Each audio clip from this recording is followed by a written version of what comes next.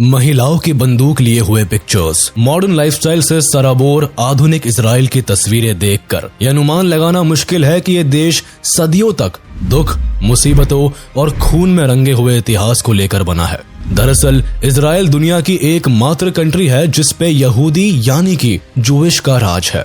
1940 के दशक के पहले यहूदी विश्व के अलग अलग कोने में बिखरे हुए थे, खासकर यूरोप ही उनका घर बन गया था। लेकिन जिस तरह से वर्ल्ड वॉर 2 में हिटलर की नाजी सेना ने जूस लोगों को बुरी तरह मारा और किसी भी देश ने उन्हें बचाने की कोई खास कोशिश नहीं की, तब ऐसी स्थिति में जूइश लोगों ने अपने देश की मांग उठाई जहां वो चैन से सर उठाकर जी सके और आने वाली पीढ़ी को एक सुरक्षित भविष्य दे सके। लाखों जूस जब हिटलर के शासन के दौरान मारे गए तो यूरोप, खासकर जर्मनी के जूइश लोगों ने मेडिटेरेनियन सी में बसे एक छोटे से रीजन की तरफ अपना रुख कर लिया जिसे पैलेस्टाइन कहा जाता था। अफ्रीका, यूरोप और विश्व के दूसरे हिस्सों से जूस अब पैलेस्टाइन की तरफ बढ़ने लगे। इस वक्त इनकी आंखों में ख्वाब था अपनी जमीन होने का, अपने लोगों के बीच होने का और अपना एक देश बनाने का जहां उनकी किस्मत यूरोपियन के हाथों ना लिखी जाए। लेकिन सवाल उठता है कि विश्व भर के जूइश आखिर पैलेस्टाइन की तरफ ही क्यों आगे बढ़े? क्यों उन्होंने इस छोटे से देश को अपना कहा? जूस के इतिहास और इजराइल की कहानी समझने के लिए चलते हैं इतिहास के पन्नों में।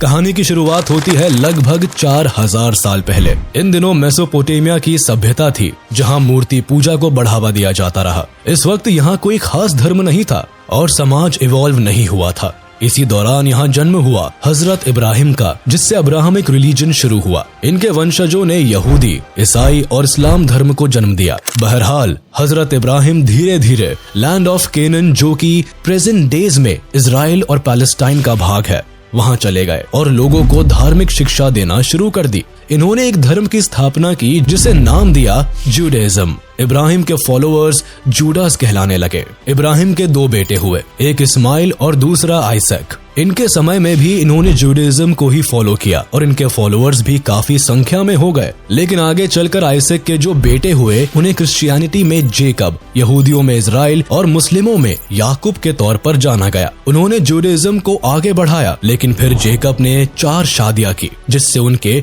12 पुत्र हुए, जिन्होंने 12 अलग अलग कबीले बनाए और राज करने लगे। इन्हीं में से एक पुत्र जूडा था। इन्होंने ही यहाँ पहली दफा यहूदी धर्म की स्थापना की। लेकिन बीतते वक्त के साथ यहाँ भयानक अकाल पड़ने लगा, जिससे कि यहूदी लोग धीरे धीरे आसपास के देशों में माइग्रेट करने लगे। सबसे ज्यादा यहूदी उन दिनों इजिप्ट में जा बसे, क्योंकि यहूदी जहाँ भी जाते वहाँ सेटलमेंट बनाते और ग्रुप्स में रहा करते थे, इसीलिए वो बिजनेस में हमेशा से आगे थे। इनकी काबिलियत से इजिप्ट के राजा अब डरने लगे। उन्हें लगा कि अगर यहूदियों की संख्या यूं ही बढ़ती रही तो फिर वो दिन दूर नहीं जब ये लोग इजिप्ट पर कब्जा कर लेंगे और अपना शासन चलाने लगेंगे। इनकी बढ़ती आबादी और प्रॉस्पेरिटी ने वहाँ के राजा को रेस्टलेस करना शुरू कर दिया। फिर जल्दी ही वहाँ के राजा ने जूस प्रभाव और परिवार को रोकने के लिए ऐसा आदेश दे दिया जिसे सुनकर सबके रोंगटे खड़े हो गए।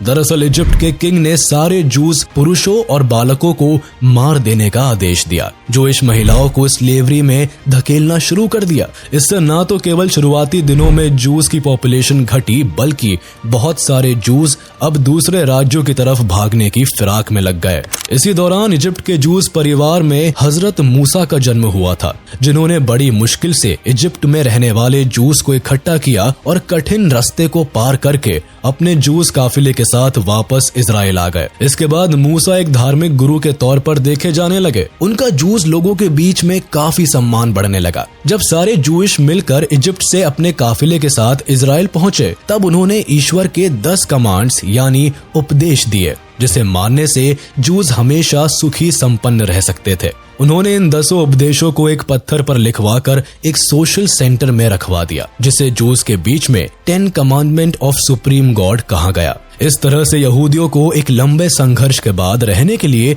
एक निश्चित जगह मिली। कुछ वक्त के बाद इजराइल में किंग सॉल ने इजराइल किंगडम को एस्टैब्लिश किया, जो कि यहूदियों का अपना साम्राज्य बना। लगभग 1000 BC में किंग डेविड, जो राजा सोल के बेटे थे, जूइश लोगों के पहले पावरफुल किंग बने। उनके बेटे राजा सोलोमन, जो कि मुस्लिम लोगों में राजा सुलेमान के नाम से प्रसिद्ध हुए, उन्होंने इजराइल की राजधानी जेरूसलेम में यहूदियों का पहला social worship centre temple mount बनवाया। इसे फर्स्ट टेम्पल या सोलोमन टेम्पल कहा गया, क्योंकि यहूदी मूर्ति पूजा को नकारते थे। इसलिए इस मंदिर में हजरत मूसा के दिए हुए 10 उपदेश वाले पत्थर को रखा गया। लेकिन कुछ समय में ही यहाँ सिविल वॉर हो गया और यहाँ के लोग 2 एथनिक ग्रुप में बंट गए। किंग सोलोमन यहूदी के पावरफुल रेस के तौर पर उभरे। इनके यहाँ खुशियाँ और खूब सारी दौलत बरसी। लेकिन 2 सदी बीतने के बाद ही यहाँ मेसोपोटामिया के एक राजा शालमानेसर V ने हमला कर दिया, जिसमें फिर से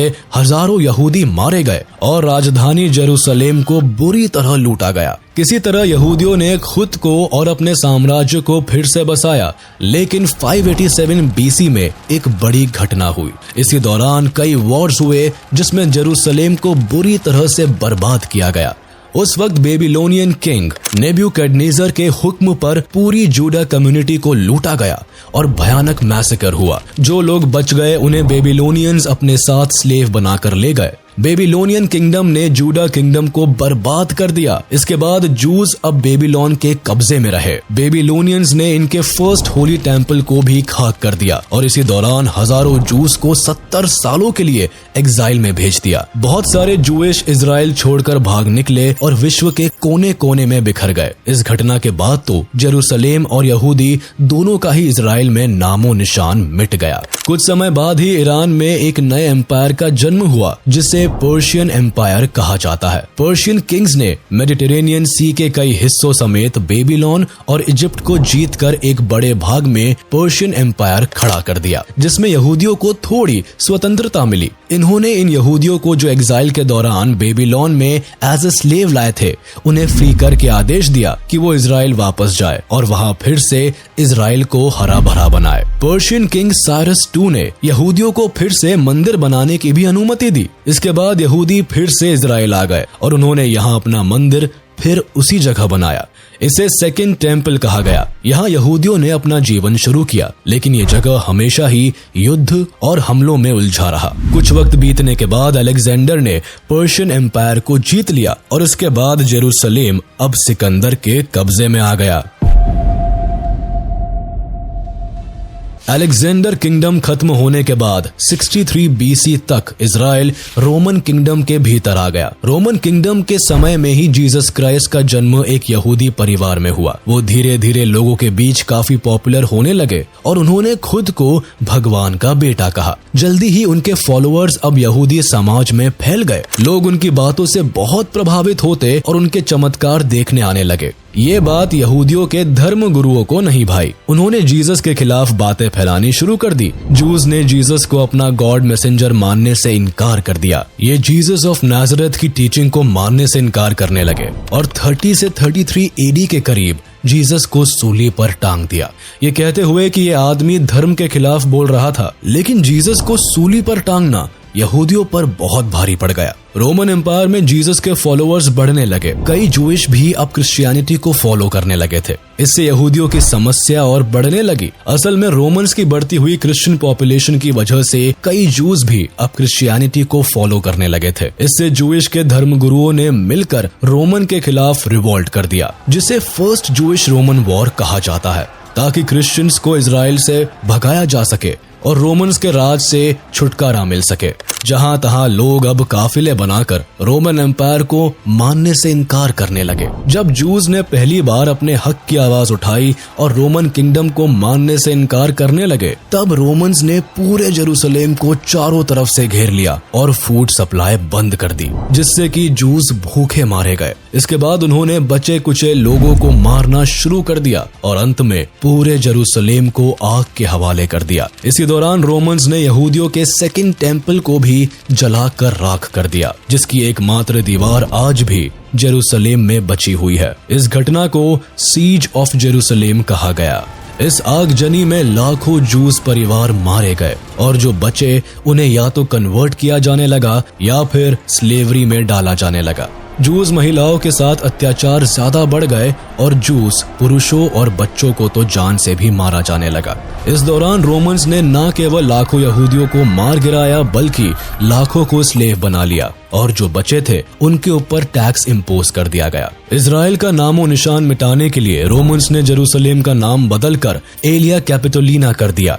इसी दौरान रोमन्स ने इजराइल के एक छोटे से हिस्से जिसे जूडिया कहा जाता था उस जगह का नाम बदलकर सीरिया पैलेस्टीना कर दिया, जो कि लेटर ऑन पैलेस्टाइन के नाम से जाना गया। धीरे धीरे इसी पैलेस्टाइन में जूस के फॉलोअर्स ने क्रिश्चियनिटी को बढ़ावा दिया। हालांकि उन दिनों रोमन एम्पायर के किंग्स भी क्रिश्चियनिटी के अगेंस्ट थे, इसलिए पैलेस्टाइन में रहने वाले लोग गुपचुप तरीके से इस रिलीजन को फॉलो करते थे। शुरुआती दिनों में ये रिलीजन ज्यादा नहीं फैला। 324 AD तक तो रोमन एम्पायर का राज रहा, लेकिन इसके बाद रोमन किंगडम के टुकड़े हो गए और आखिरकार बाइजेंटाइन एम्पायर, जो कि रोमन एम्पायर का ही एक भाग था, उसने 324 AD से जेरूसलेम की गद्दी हथिया ली। रोमन साम्राज्य की सत्ता द ग्रेट एम्परर कहे जाने वाले कॉन्स्टेंटीन के हाथों में आ गई। कॉन्स्टेंटीन खुद ही क्रिश्चियनिटी और जीसस के थॉट से काफी प्रभावित थे, इसलिए उन्होंने जेरूसलेम में जहां जीसस की कब्र थी वहां एक चर्च बनवा दिया और क्रिश्चियनिटी को एक्सेप्ट कर लिया। इस चर्च को चर्च ऑफ द होली सेपल्चर का नाम दिया गया। इसके बाद बाइजेंटाइन एम्पायर ने क्रिश्चियनिटी को अपना ऑफिशियल रिलीजन घोषित कर दिया। अब चूंकि यहूदी लोगों ने जीसस की टीचिंग्स को नहीं माना था और जीसस के क्रूसिफिकेशन को सपोर्ट किया था, इसलिए अब ये लोग दोबारा से इस नए साम्राज्य के टारगेट बन गए। अब फिर से जूस का परसिक्यूशन शुरू हुआ। इसी दौरान फिर से हजारों यहूदियों ने ईसाई धर्म को अपना लिया और जिन लोगों ने नहीं अपनाया उनके ऊपर फिर से अत्याचार होने लगे।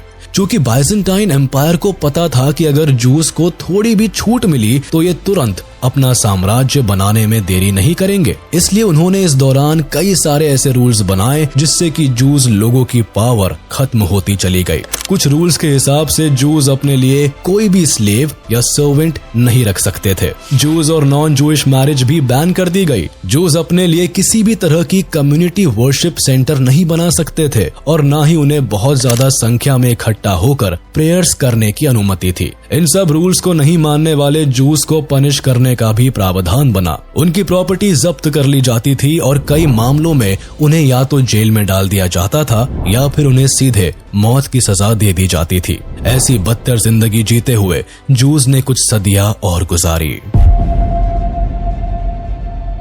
638 AD में बाइजेंटाइन एम्पायर को हराकर अरब आर्मी ऑफ उमर जेरूसलेम को कैप्चर कर लेता है, जिसके बाद